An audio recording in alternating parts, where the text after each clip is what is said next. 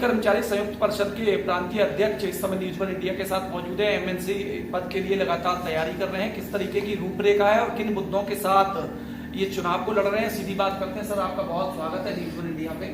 जानना आपसे ये कहना चाहेंगे कि किस तरीके की आपकी तैयारी चल रही है और अब तक जो मुद्दे हैं क्या है आपके? देखिए, ये चुनाव ग्रेजुएट कॉन्स्टिट्यूंसी का होता है। बहुत सालों से आपने देखा होगा, लगभग 67 साल का इतिहास देखें अगर आप, तो आपको लगेगा कि जिन मुद्दों के लिए ये चुनाव होते हैं या जो लोग चुने जाते हैं उन पर इन्होंने काम नहीं किया। जैसे सबसे बड़ा समस्या आज की तारीख में हमारी बेरोजगारी की है। इस पर आप देखिए कि कितना स्थितियां खराब है सरकारों की, चाहे जो सरकार आई हो आज की तारीख में। ईस्ट इंडिया कंपनी की याद दिलाते हैं लोग। सब लोग चाहते हैं कि हमारे कर्मचारी न बन पाए, अर्थात सरकारी नौकरियों में कोई भी ना आ पाए, और इसके लिए आउटसोर्सिंग और बड़े बड़े ठेकेदारों को लाने का प्रयास किया जा रहा है। कोई बंबई के आते हैं, कोई दिल्ली से आते हैं, पूरे प्रदेश को उन्हीं को सौंप दिया जाता है।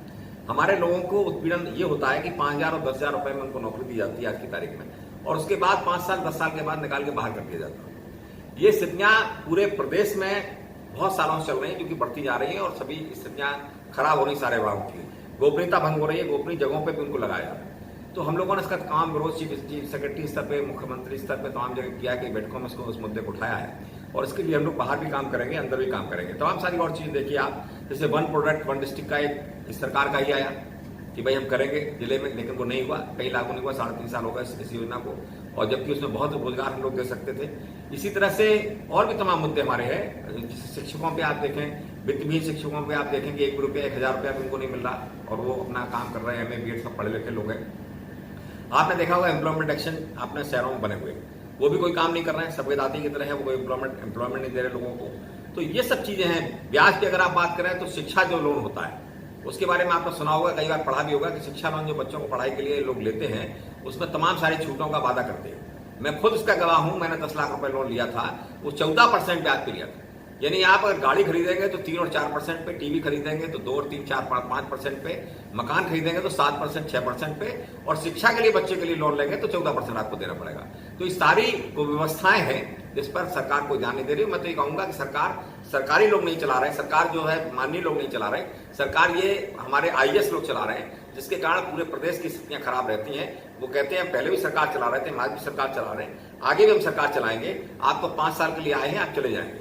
यही बिल्कुल चरितार्थ अभी भी हो रहा है, जो कि बिल्कुल गलत है, और उससे कहीं ना कहीं पूरे समाज का नुकसान हो रहा है। इसलिए हम लोगों ने तय किया कि इसमें चुनाव लड़ेंगे, और अंदर भी बाहर हम बात करेंगे। जो बाहर तो बड़े बड़े आंदोलन हम लोग करते ही हैं, लेकिन हम लोग विधान परिषद में जाके इस मुद्दे को उठाएंगे और वहां जाकर भी बात करने का प्रयास करेंगे। सर, सरकार IAS चलाते हैं, आप अगर MLC बनते हैं उसके बाद किस तरीके की आपकी रणनीति रहेगी इस सब अव्यवस्था के लिए? देखिए, वो इसलिए चलाते हैं कि उनको मुद्दों की, जो सामान्य विधायक होते हैं उनको मुद्दों की जानकारी नहीं होती।